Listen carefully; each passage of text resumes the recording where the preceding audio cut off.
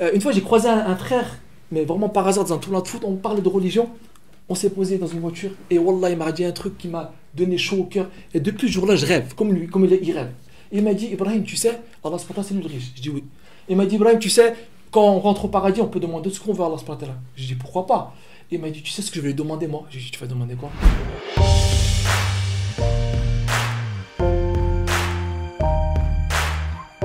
Futuwa. Donc, assalamu alaikum wa rahmatullah. Je vais me présenter, je m'appelle Ibrahim, bon, on se connaît maintenant. Marié, 32 ans, de métier chauffeur-livreur, français d'origine turque, enfin mes vraies origines, c'est le paradis. Je suis fils de prophète. Regardez pas comme ça. Hein. Mon arrière-grand-père s'appelle Adem, ma grand-mère elle s'appelle Hava. On est cousins. Alhamdulillah.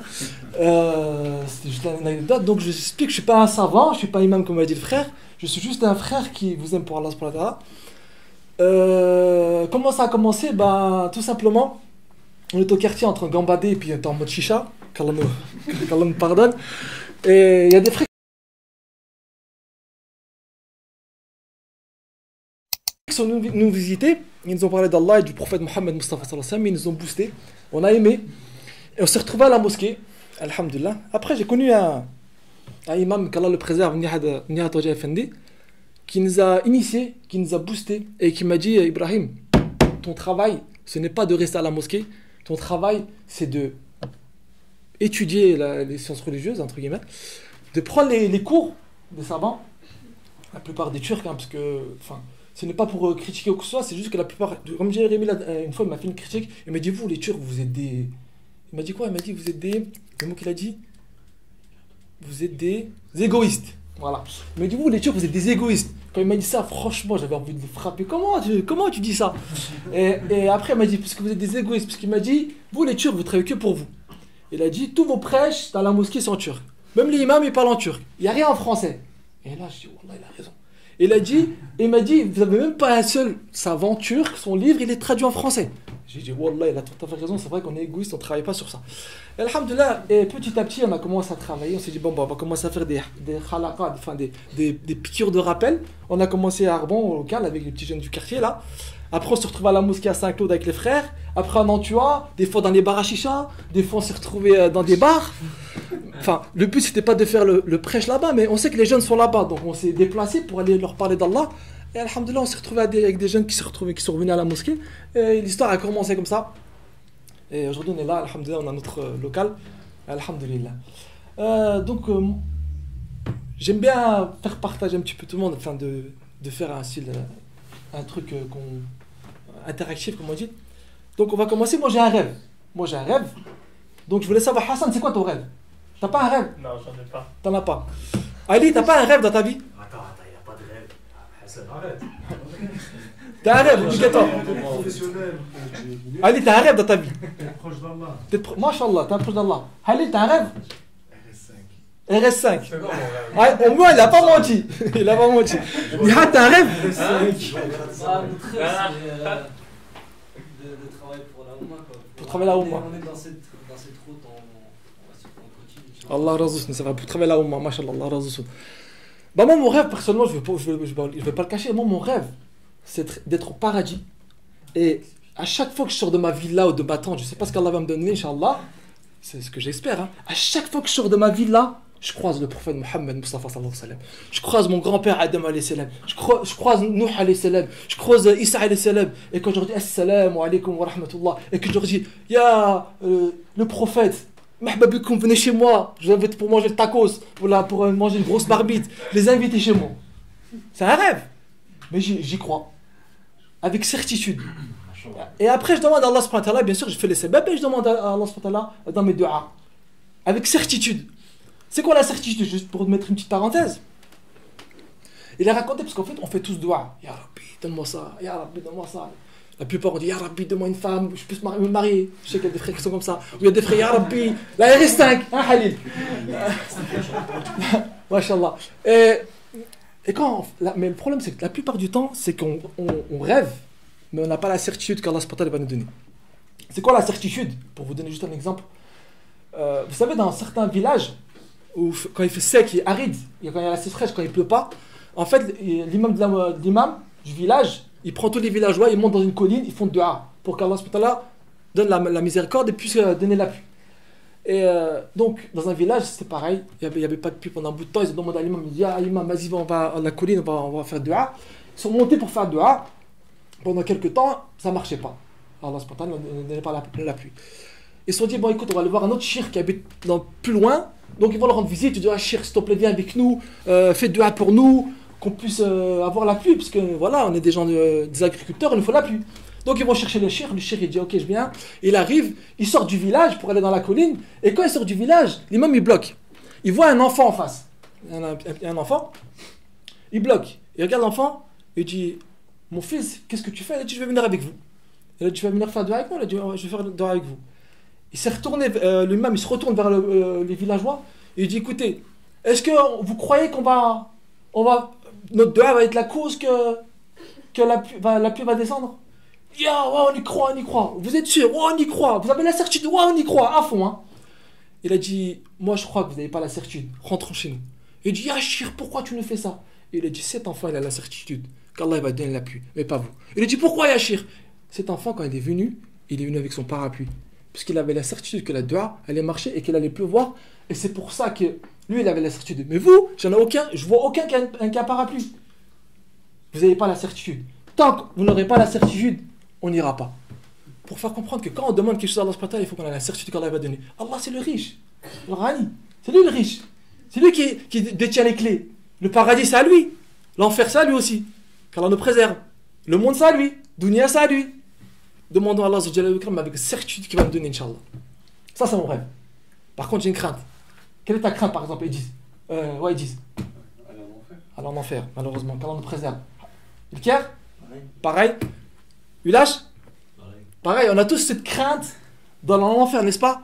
Pas ma crainte, elle se rejoint dans ce que vous dites, hein, mais c'est plus quitter ce monde sans la foi. Parce qu'Allah nous a donné cette foi, le fait de dire La ilaha illallah Muhammad Rasulullah, c'est un grand bienfait, de quitter ce monde sans la foi. Et je fais un peu de recherche, bien sûr, et je suis tombé sur la parole de l'imam Abu Hanifa. Il y a un homme, il est venu poser la question, il a dit Ah, Shir, il a dit dis-nous quelles sont les causes qui fait qu'on quitte ce monde sans la foi. Et l'imam Abu Hanifa, il en a cité 3. Il a dit il y a 3 causes, 3 choses que tu fais, que si ces 3 choses tu les fais, tu quittes ce monde, enfin, quand on nous préserve, tu peux quitter ce monde sans la foi. Il dit, et il cite, il dit, la première chose, l'imam Abu Hanifa, il dit, c'est que si tu ne remercies pas Allah subhanahu wa ta'ala, tu ne remercies pas le fait que tu es musulman. Combien on se rend même pas compte qu'on est musulman. Regarde, je vais vous donner un exemple. Qui es-tu? Quand tu poses la question à quelqu'un, tu dis qui es-tu? Il te dit ouais frère, je m'appelle Ali, j'ai 30 ans, j'habite à Oyonnax, je suis un gars d'Oyonnax, dans l'axe. Tu vois, tu te présentes comme ça. Je suis d'origine turque, t'as vu? Mais qui es-tu vraiment? La vraie question c'est qui es-tu vraiment? Je veux dire, vous êtes qui? Musulman? Tu es musulman? Sache que tu es déjà, avant toute chose, Allah Azza wa Jalla wa l'ikram, il t'a créé de la meilleure façon. Ahsan et taqwim. La meilleure façon. Alors que tu aurais pu être, excusez-moi de l'expression, un singe, ou le moustique qui vient nous piquer dans la nuit, ou tu aurais pu être, excusez-moi de l'expression, peu importe, parce que vous aurez pu être n'importe quoi. Mais Allah Azza wa Jalla wa l'ikram, il vous a créé de la meilleure façon, qui est Ahsan et taqwim. Meilleure façon. Allah Azza wa Jalla. T'as vu, t'es un nez, tu respires, tu manges, tu bois, tu dors. La meilleure façon. Ça, c'est la première chose. La deuxième chose, Allah Azza wa Jalla wa l'ikram, il vous a créé dans la meilleure communauté, qui est la communauté du prophète Mohammed Mustafa sallallahu alayhi wa sallam. On ne se rend même pas compte la plupart du temps. Comment? Je vais vous dire pourquoi. Parce que les savants ils nous disent que Allah Azza wa Jalla il a créé, il a envoyé sur terre 124 000 prophètes, voire 224 000 dans une autre version. Et sur ces prophètes, 11 000 prophètes, ils ont dit Ya Allah, on ne veut plus la prophétie. On ne veut plus être prophète. C'est quoi un prophète? Allah Azza wa Jalla il donne des miracles, il donne des versets. Ces prophètes ou ces messagers, la plupart du temps, ils sont en contact avec Jibril alayhi salam. Jibril alayhi salam ou Jibril alayhi salam. Ils ont dit, Ya Allah, on ne veut plus de prophète. Vous voulez quoi? On veut être ne serait-ce qu'un jour de la communauté du prophète Mohammed Mustafa sallallahu alayhi wa sallam. Ça veut dire qu'il est à ma place, ce prophète-là. À ta place, à ta place, à ta place, à ta place. Allah il leur a dit non, pas vous, mais Hassan, Ibrahim, Nihad, Jérémie. Il nous a choisi. Donc, il nous a créé de la meilleure façon. Il nous a créé de la meilleure communauté. La communauté du prophète Mohammed Mustafa sallallahu alayhi wa sallam. La communauté du prophète Mohammed sallallahu alayhi wa sallam, elle est divisée en deux. La communauté Ijabet et Davet. Nous, on est dans laquelle, à votre avis? Ijabet, c'est-à-dire qu'on a répondu à l'appel, c'est-à-dire qu'on est musulman. Et Davet, c'est-à-dire ceux qui ne sont pas encore musulmans. René ou Jean-Paul qui travaillent avec nous. Les non-croyants. Voilà, les non-croyants. Donc, il t'a créé de la meilleure façon. Il t'a créé de la meilleure communauté. Il t'a créé musulman. Et je vais aller encore un peu plus loin. Vous savez, j'ai pas les chiffres officiels, hein, mais si je peux me permettre de mettre une parenthèse. Vous savez, le nombre de personnes, et on est 2 milliards de musulmans dans le monde, et ce 2 milliards de musulmans, si on regarde en quota, hein, entre guillemets, c'est juste, j'ai 2 ou 3 chiffres de certains pays, il est dit que le nombre de musulmans qui fait les 5 prières par jour, c'est moins de 20%. Sur ces 2 milliards. Moins de 20%. Et je vais aller encore un peu plus loin, ceux qui assistent dans des assemblées de sciences, c'est peut-être 5%, voire moins. Ça veut dire que toi, Allah subhanahu wa ta'ala t'a choisi, parmi les choisis. Tu n'es pas n'importe qui. Vous savez, le youtubeur là, qui dit, c'est en faisant n'importe quoi qu'on devient n'importe qui là. Rémi Gaillard, vous connaissez tous. Certes avec son truc. Mais nous, on n'est pas n'importe qui, et on n'est pas fait pour n'importe quoi. On a une grande mission. Donc, il faut savoir que nous sommes musulmans, et l'imam Abu Hanifa dit, celui qui oublie de remercier Allah subhanahu wa ta'ala, qu'Allah subhanahu wa ta'ala lui a donné ce grand bienfait de l'islam, l'iman, ben, il peut avoir un problème le jour où il va mourir. Et je vais aller un peu plus loin pour que vous compreniez. Les savants nous racontent l'histoire de Balam ibn Bawra qui était un grand savant. Au temps de Moussa alayhi salam, Allah subhanahu wa ta'ala, il lui a donné plein de choses. Mais c'était un savant, mais la sommité. Pour vous dire qu'il avait l'isma azam. Ça veut dire, quand il faisait dua, les montagnes, elles bougeaient de leur place. Et cet homme-là, il est mort kafir. Comment? Cet homme-là qui était là, il était très proche d'Allah, il est mort kafir. Les savants disent, parce que c'est un autre prophète qui a posé la question à Allah après, et Allah a répondu, il a dit, je lui ai donné plein de bienfaits à Balam ibn Bawra, mais il ne m'a même pas remercié ne serait-ce qu'une fois en disant Alhamdulillah. Rendez-vous compte qu'Allah vous a donné un grand bienfait. Donc remerciez Allah. Et entre nous, moi je parle pour moi, combien entre nous on a fait ne serait-ce qu'une prosternation en disant Ya Rabbi, Alhamdulillah, merci beaucoup de m'avoir créé en tant que musulman, dans une famille musulmane. Combien? Je suis sûr qu'il y en a aucun qui l'a fait, moi en premier. Ça c'est la première chose. La deuxième chose, l'imam Abu Hanifa, il dit celui,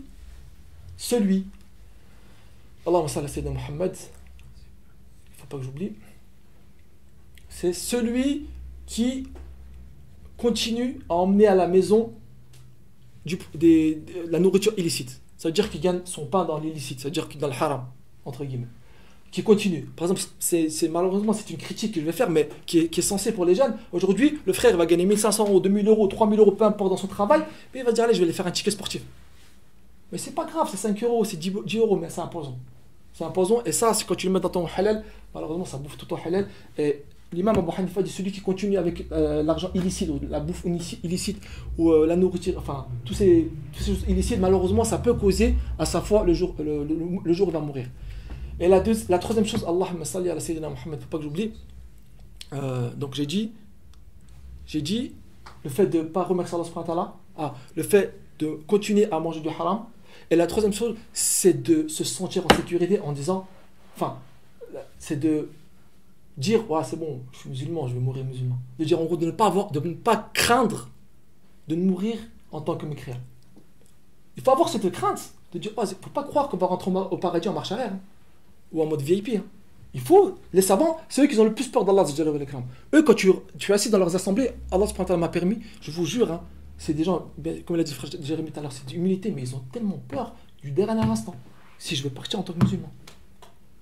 C'est très important de bien comprendre qu'on peut faillir. Donc il ne faut pas perdre de fil. Alhamdulillah, je suis musulman, mais je peux faillir. Donc il faut rester entre l'espoir et la crainte. Pour bien comprendre, pour bien acheminer spirituellement dans votre acheminement vers Allah. Donc, j'ai un rêve, mais j'ai une crainte. Bien comprendre ça. Donc voilà, c'était un petit peu la petite parenthèse que je voulais mettre. Mais il ne faut pas qu'on désespoir, il ne faut pas avoir le désespoir.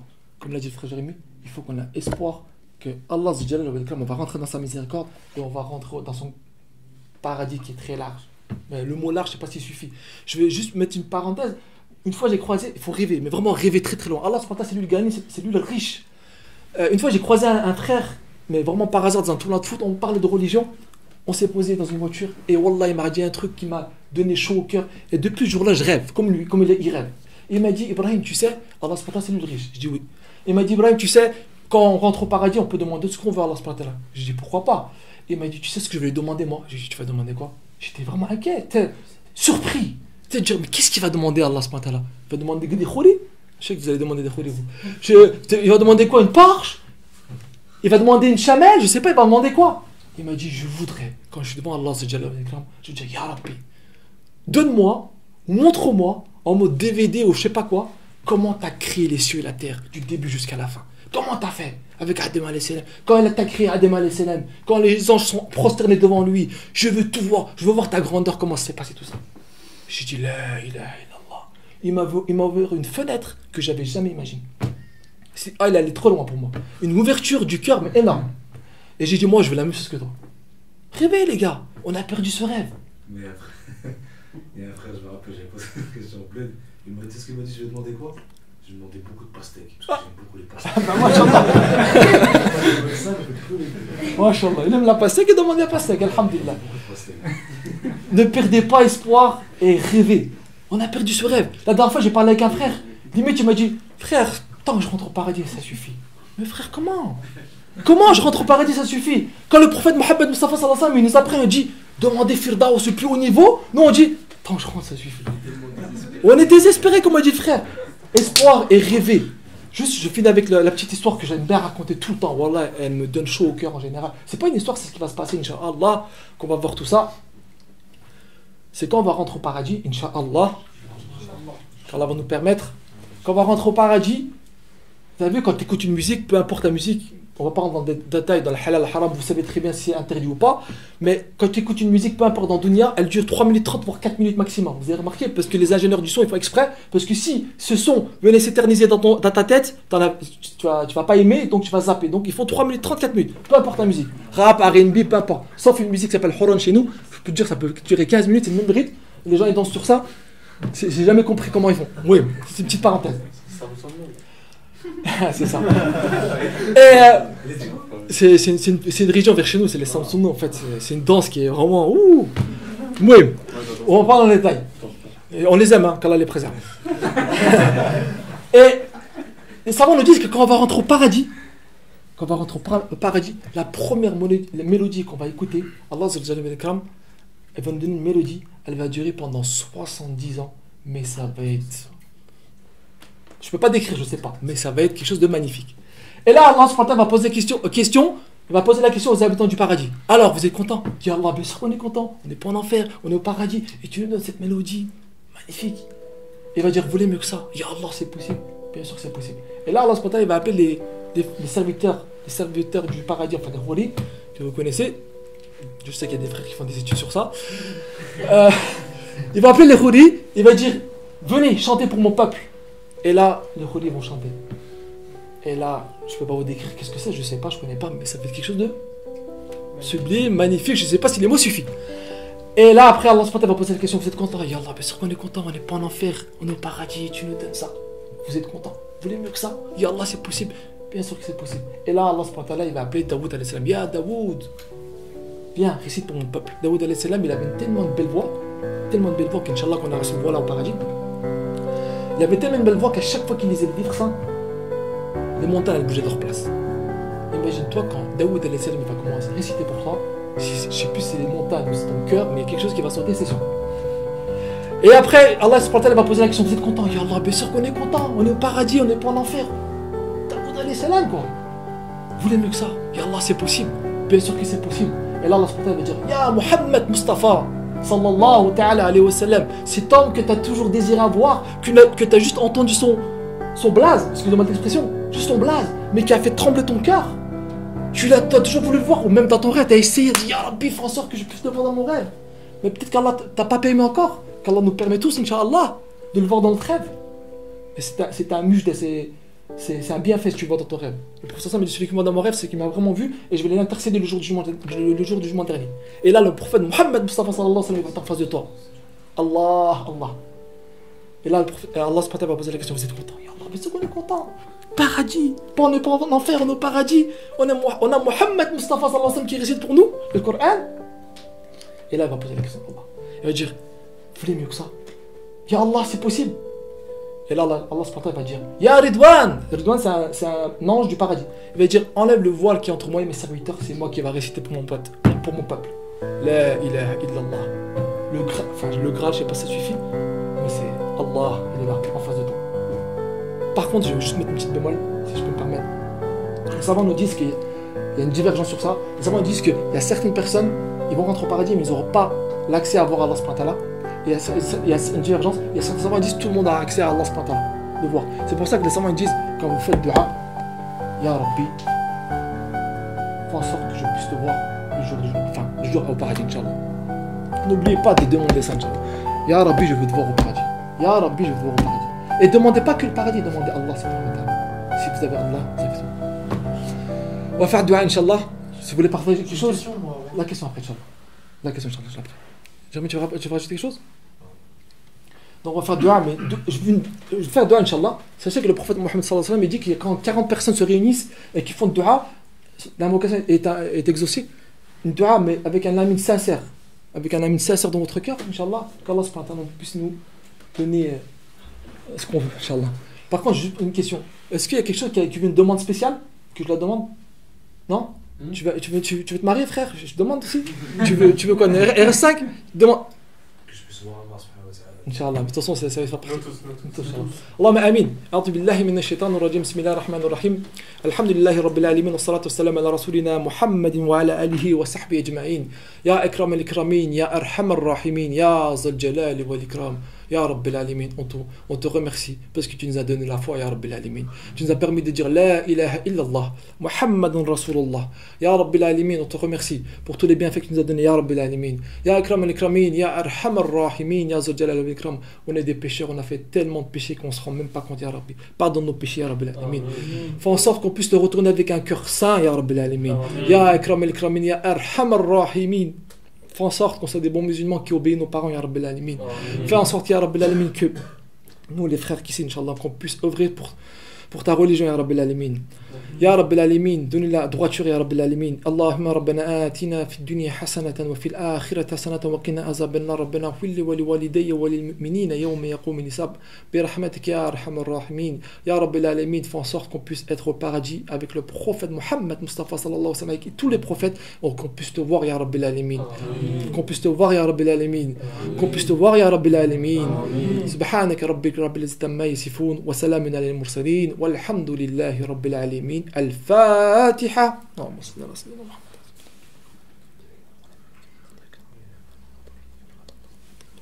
Bon, Bilal, le chai, on mange.